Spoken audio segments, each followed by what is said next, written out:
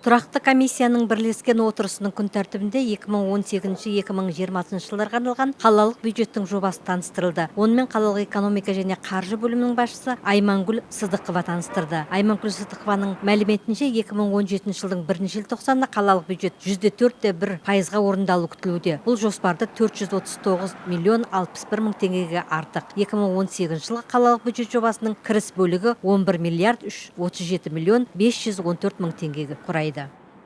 Доходы 11 миллиардов 37 миллионов 514 тысяч тенге. 19 год 11 миллиардов 478 500 тысяч. 20 год 11 миллиардов 691 миллион 788 тысяч тенге. В том числе налоговые поступления 10 миллиардов 919 миллионов 934.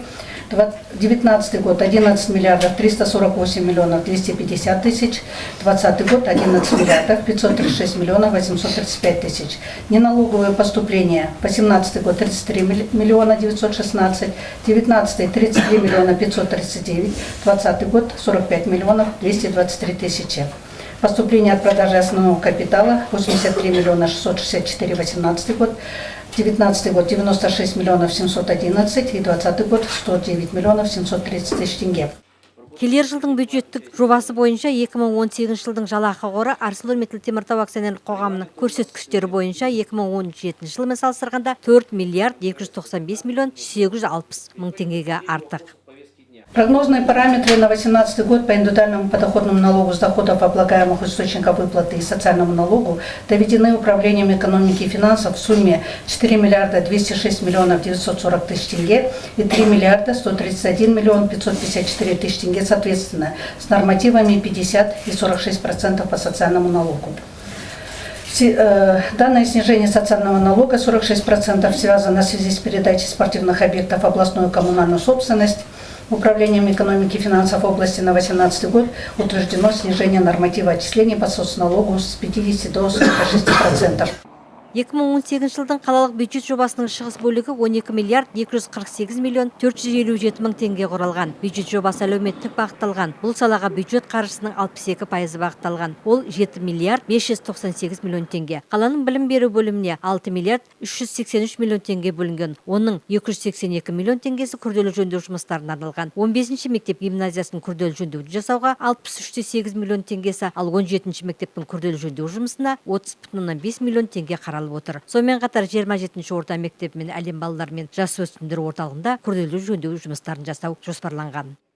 Капитальный ремонт фасада, замена окон, мягкой кровли, актового зала, системы отопления, водоснабжения, канализации СШ номер 10 в сумме 115 миллионов тенге будет произведен за счет целевых трансфертов, выделяемых из областного бюджета на 2018 год. Укрепление материально-технической базы школ 121,2 миллиона тенге, в том числе на приобретение 12 кабинетов новой модификации 77 миллионов, компьютеров 266 единиц 44,7 миллиона тенге и приобретение теплосчетчиков для энергосбережения 5,8 миллиона тенге. Ал қалалық бюджет жобасында 2018 жылға қалалық еңбекпен қамту және әлеуметтік бағдарламалар бөлімінде 643,8 миллион теңге қаралған. Оның 4,12 миллион теңгесі мемлекеттік әлеуметтік атаулы көмек беруге қаржыландыруға жұмсалса, қаланың мәдениет және тілдерді дамыту бөлімінде 458,6 миллион теңге қаралған. Спорт дене шынықтыру бөлімінде 49,7 миллион теңге қаралып отыр. Алдағы жылғы бюджеттің жобасы талқылау барысында қаланың мәслихаттың депутаттары өздерінің ойлантатын сауалдарын да қойды. Соның бірі қалалық психодиспансер мемлекеттік экспертизасының өту жайы. По психдиспансеру на госэкспертизу сдали, но проект еще находится на госэкспертизе, потому что после 25 октября вошедший на госэкспертизу, получение госэкспертизы ожидается в 2018 году. Поэтому проект переходящий. Как только получим в следующем году, при первом уточнении бюджета будем рассматривать выделение средств на капитальный ремонт психдиспансера по детский сад. Бұл орайда қала әкімінің орынбасары Ғалымжан Спабеков аталмыш жобаны келер жылы іске қосуды жоспарлағанын да айтып өтті. Соған орай алдағы жылы 400 баланы балабақшамен қамту жоспарланып отыр. Помимо работы еще было удорожание проекта, поэтому работа государственной экспертизы немножко заняла определенное время. В следующий год мы будем планировать реализацию данного проекта.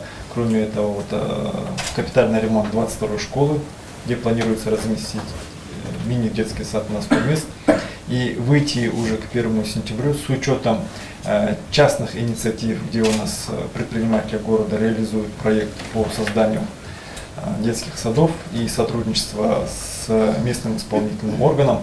И планируется охватить детей дошкольным образованием с 3 лет 100%.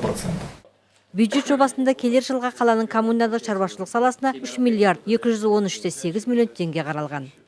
В том числе обеспечение безопасности дорожного движения 108,1 миллион, где предусмотрены расходы по текущему содержанию и эксплуатации светофорных объектов 18,5 миллионов, дорожных знаков 4 миллиона, установка и замена дорожных знаков 7,2 миллиона, аварийные и восстановительные работы 1,5 миллиона, разметка проезжей части 37,8 миллионов тенге, установка дорожных неровностей 6,6 миллионов и смена 2 светофорных знаков 32,5 миллиона тенге. Сонымен қатар 2018 жылы жолдарды орташа жөндеу жұмыстарына 717-де 2 миллион теңге жұмсалмақшы. Оған Тольятти, Мичурин, Уалиханов, Нижняя, Восточная және 18 километр квартал іші жолдар жөндеу өткізу жоспарланған. Қаланың мәслихаттың хатшысы Алексей Ломакин 2018 жылға арналған бюджеттік жобасымен жұмыс тобы 2 ай жұмыс жүргізген. Оның 90% халықтан түскен өтініш ұсыныс мәселелерін ескергенін атап өтті. Рабочей группы 2 месяца работали, мы много выезжали, огромная работа проведена, большое спасибо государственным органам, то, что мы вместе, совместно смогли реализовать много задач, которые перед нами ставили наши избиратели. Многие вопросов попало, 90% вопросов попало, которые люди пришли в общественные приемные выезды, которые мы проводили.